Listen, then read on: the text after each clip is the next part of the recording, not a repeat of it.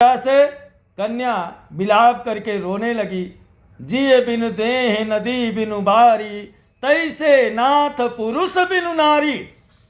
तो शेर जी बड़े चिंता में पड़े, दौड़े दौड़े आए। अरे बोला बेटा ऐसा क्यों अनर्थ कर रही है, क्यों रो रही है, क्या हो गया? अरे बोला मेरा पति और धन कहाँ है? शेर जी चकित हो गया। सारे नाविक लोगों को बुलाया कि नौका का पता लगाओ। सब नाविक लोग आए, सब ढूंढने लगे।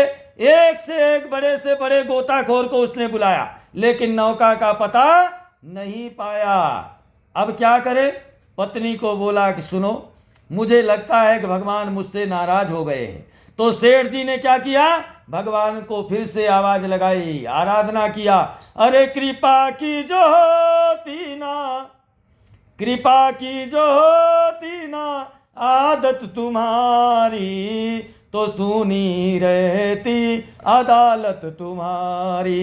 न हम होते मुलजिम और न तुम होते हाकिम, और न घर घर में होती इबादत तुम्हारी, न घर घर में होती इबादत तुम्हारी। कृपा कर प्रभु जी जो गलती मुझसे हुई है, हे नाथ उसको समारो मुरारी, हे कृष्ण उसको सुमारो मुरारी।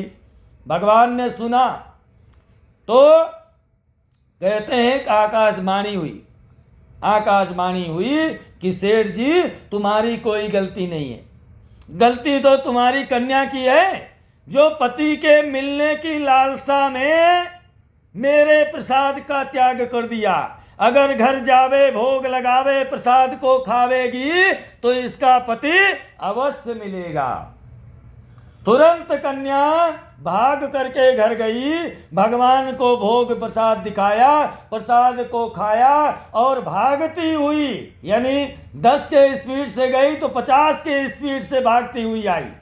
अब पति के मिलने की चाह थी, आई तो देखा धन और पति दोनों मिल गया, आनंद हो गया। पिता से कही पिताजी देर ना करें, शीघ्र घर को चले। अब जैसे कोई भी माता पिता कहीं यात्रा से आते हैं और बच्चे स्टेशन लेने जाते हैं, कहीं जाते हैं और माता पिता और देर कर रहे और देर कर रहे, तो बच्चे कहते हैं पिताजी जल्दी चलो, बहुत देर हो चुकी है पहले। तो उनको बड़ी संतुष्टि मिलती है, बड़ी खुशी मिलती है माता पिता को। इसी तरह सेठ जी बड़े प्रसन्न हुए और उन्होंने कहा बिटिया एक काम करो, एक पंडित जी को लाओ। हाँ, तुरंत एक ब्राह्मण को बुलाओ।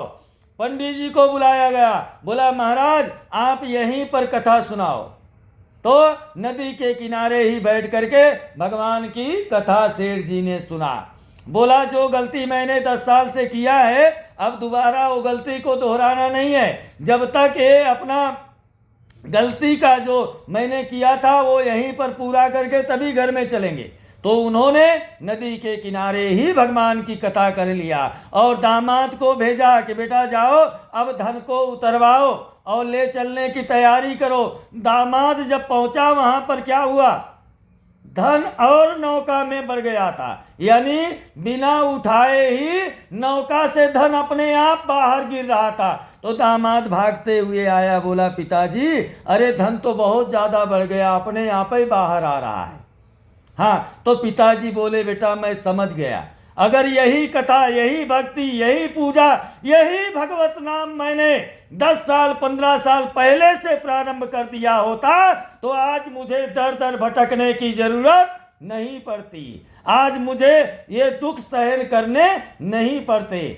मैं समझ गया। उसके बाद अपना धन लिया, धन परिवार इष्ट मित्र धनैर्बंधु गणेशाद, यानी सबको लेकर के घर आया है और घर में आनंद से अपना सुखमय जीवन व्यतीत करते हुए अंत समय सत्य धाम को चला गया। इति स्कंद पुराणे देवान खंडे वारणी श्री सत्यनारायण व्रत कथायाम चतुर्थो अध्याय पूर्णता। बोलो श्री सत्यनारायण भगवान की।